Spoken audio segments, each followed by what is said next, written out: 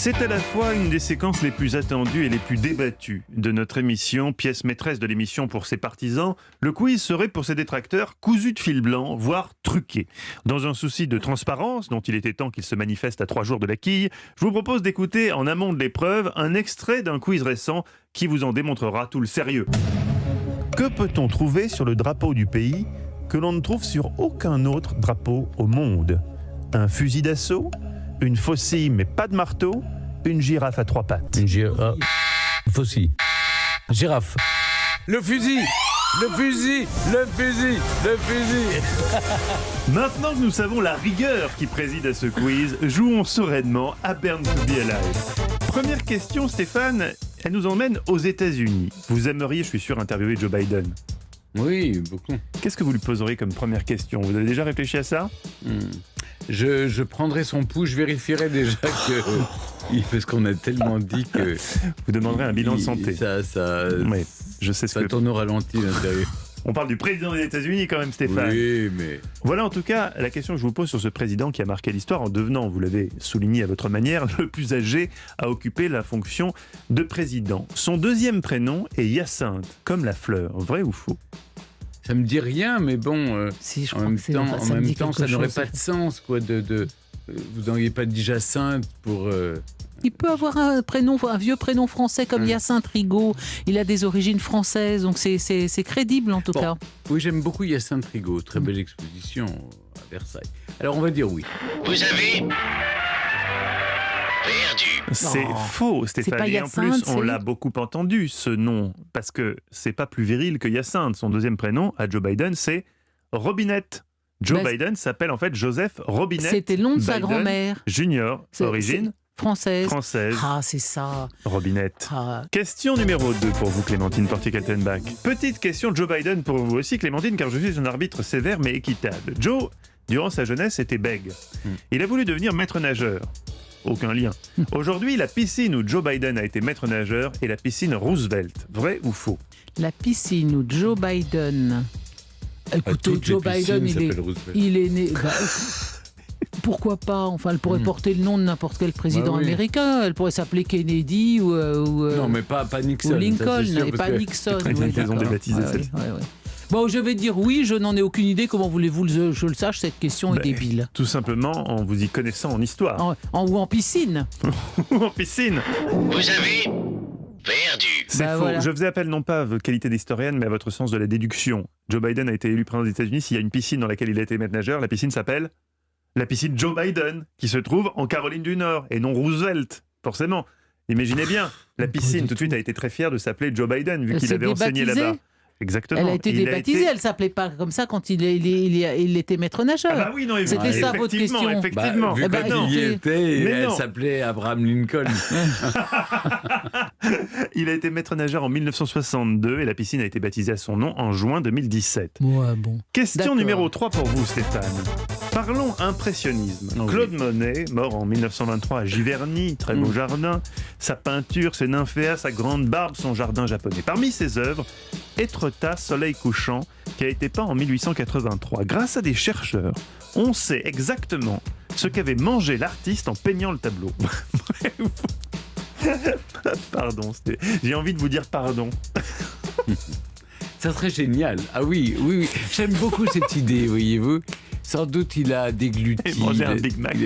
Mais oui, mais c'est bien connu cette étude. Elle est très très connue. Très connu. Ouais. Ouais. Qu'est-ce bien qu'on sûr. mange à Étretat? Il a mangé une solmenière avec les doigts. Oui, voilà, des moules. Il était allé manger des moules Des moules, frites voilà. et on les a C'est ça, retrouvés il y sur a le des tableau. coquilles de moules mélangées à la peinture. Voilà, c'est vrai. C'est votre réponse. C'est vrai, c'est vrai. Vous avez encore perdu. Ah.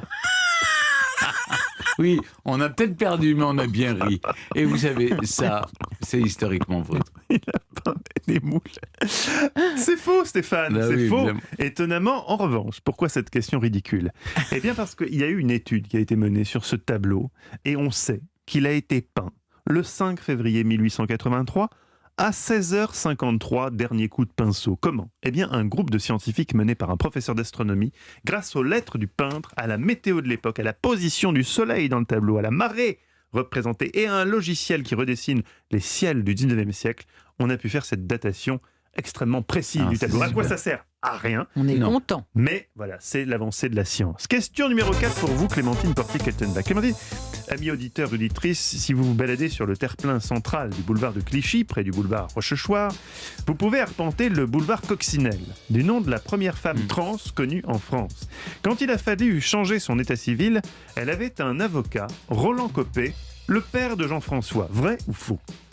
Jean-François Copé, quand il a quitté la vie politique, est devenu avocat. Il y a probablement une tradition. Jean-François Copé n'a pas quitté la vie politique, enfin on l'embrasse, mais il est toujours un petit peu en politique. Oui, je enfin, crois.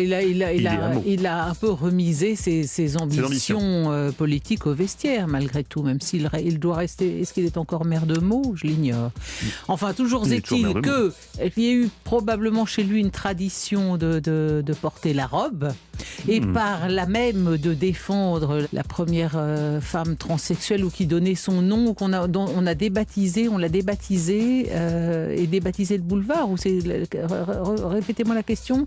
Est-ce que c'était bien le père de Jean-François Copé, son avocat, c'est ça? Oui, Roland Copé, le père de Jean-François, était-il oui, l'avocat je de dirais Coccinelle? Oui. Je dirais oui. Vous dites oui. Vous avez perdu. Ce qui nous permet Non, son d'avoir... père est un médecin. Alors son père est plus que médecin, Oui, Stéphane. c'est le Il est grand proctologue. oui. C'est Ah bah, un grand ignorait, proctologue, voilà. Alors, effectivement, vous savez qui ça, visiblement est dans vos excusez-moi. contacts, donc on apprend Non. des choses intéressantes. Non, mais le Évidemment, vous le saviez. professeur Copé est connu Oui, quand bien même. sûr, bien sûr. L'avocat de Coccinelle n'était pas n'importe qui.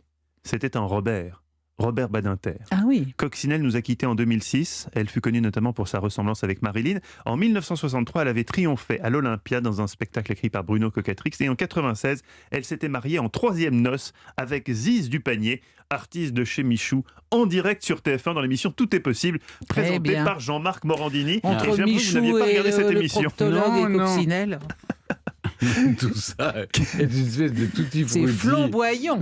Bon, moi j'ai 0-0, hein. Alors Et moi, j'ai écoutez un bien. point. Vous n'avez aucun point, Stéphane. non, non, aucun, c'est toujours.